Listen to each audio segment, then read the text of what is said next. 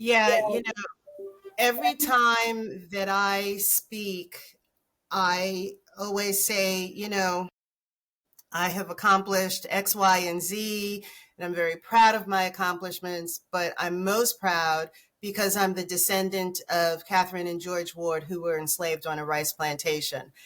And most people who were enslaved on rice plantations, only 10% got to the age of 40 or 50 years old. The mortality rate was, in the 90%. So hearing some of the details that you're providing only reinforces, Yeah. what I have always been saying. And to me, that is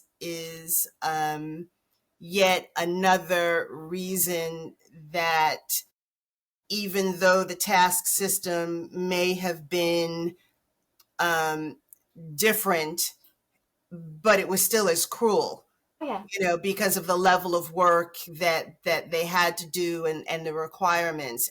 I mean, slavery is slavery at the end of the day, but some people say, well, the task system, it just wasn't that bad. And No, yeah, I, it I was. I definitely don't want to downplay it in comparison to the gang system because I mean, there's always that psychological element for anyone who's in slavery. In two ways, with the task system, if an enslaver gives a task and the enslaved person completes it too quickly, they're going to be given more tasks, right? There's still the threat of, being punished in some capacity for not producing at the rate that was expected. And that also is, I think that's the biggest thing that people forget, the psychological terror of slavery. Going back to the study by the two men where they say, it wasn't that bad because there weren't that many whippings. Whippings were done publicly, right? Everyone was brought around to as a warning, right? And that fear of punishment.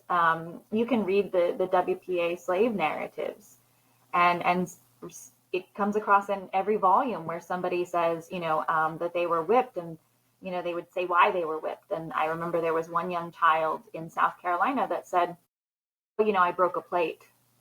I broke a plate, and that was the punishment was lashes.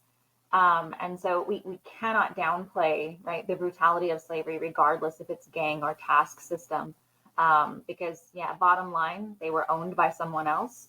There's always that psychological element. They can't just get up and leave and go find another job.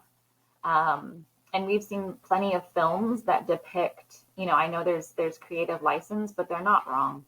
That depict that psychological element, that terror inflicted upon people.